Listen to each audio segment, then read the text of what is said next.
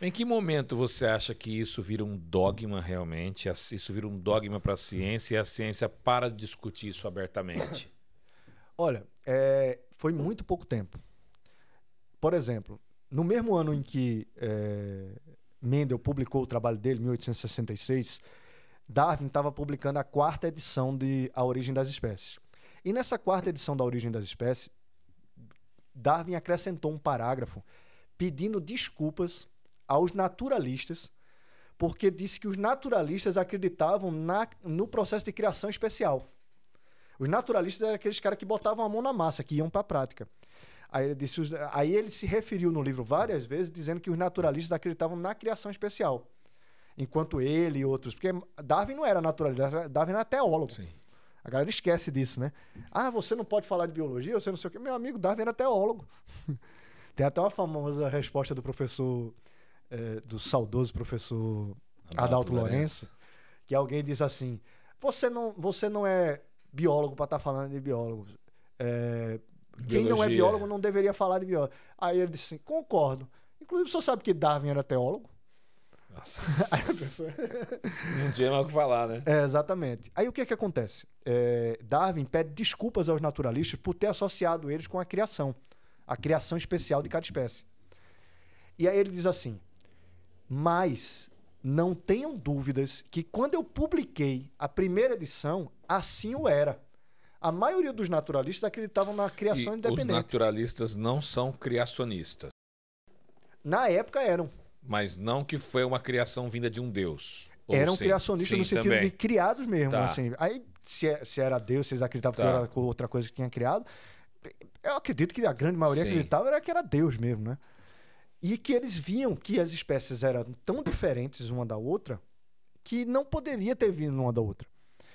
Mas Darwin diz assim, quando eu publiquei em 1859, esse era o pensamento hegemônico. Só que 7 anos depois, Darwin completa esse parágrafo dizendo assim, porém hoje tudo mudou. E o grande ensinamento do espírito darwiniano, o espírito evolucionista já parece tomar conta de todos. E realmente tomou. Porque Mendel, por exemplo, vai publicar um segundo artigo dele a respeito de genética em 1870. E Mendel já vai falar literalmente no espírito do ensinamento darwiniano. Porque já era algo que já tinha contaminado. Já tomou conta da academia. E nisso vem uma parte que está bem importante do livro, é chamado de Clube X. O capítulo fala de um chamado Clube X. Por quê? Porque Darwin, ele publicou A Origem das Espécies. Ele até roubou, na verdade, boa parte da ideia do Wallace. Mas Darwin tinha condições, era de família rica e tudo mais. E publicou A Origem das Espécies. Mas ele não vai sair para defender a teoria dele. Ele não quis defender publicamente a teoria dele, o Watts. Quem vai fazer isso é um cara chamado Thomas H. Huxley, que ficou conhecido na época como Bulldog de Darwin. Que era o cão perdigueira. Era um cara rico, que tinha como é que eu diria? Influência na sociedade. Muita influência na sociedade e muito... Aqueles caras que fazem, como é que a gente chama? Muito influente e estardalhaço. Ele faz muito estardalhaço, faz muito lobby. E começou a desafiar pessoas para debates públicos, defendendo o darwinismo. E querendo sempre humilhar os religiosos, porque ele odiava religiosos, o Thomas Huxley. Ele, inclusive, declara que o objetivo dele era tirar da ciência os padres, os supersticiosos e as mulheres.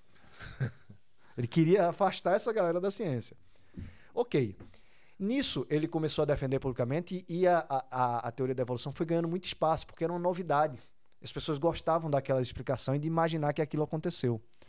Só que a seara era grande, e aí ele convoca 8 cientistas que também eram ou ateus ou agnósticos, porque, na verdade, quem vai inventar a palavra agnóstico é o próprio Thomas Huxley, porque ele não queria explicar a origem das coisas, aí ele disse, não sou ateu, sou agnóstico.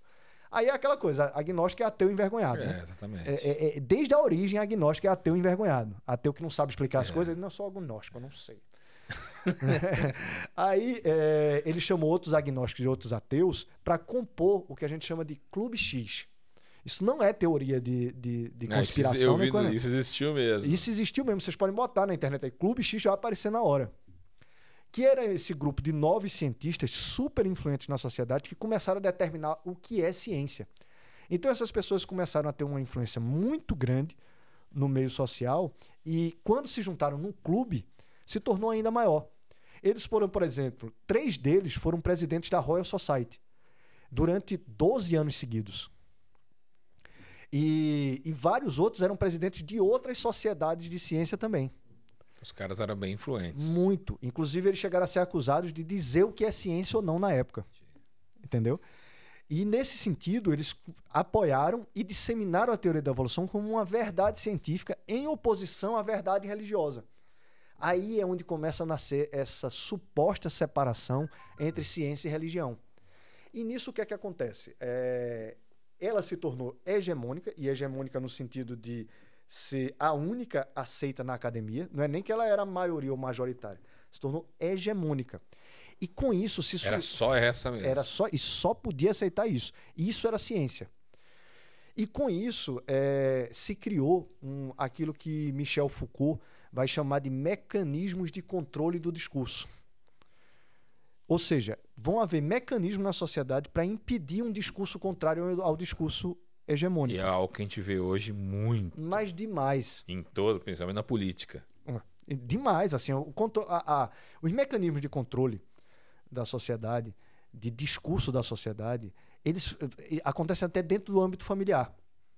Ele vai falar, por exemplo, de 4 mecanismos, Foucault. Ele vai falar de interdição da palavra, ou seja, tem palavras na ciência que literalmente são proibidas.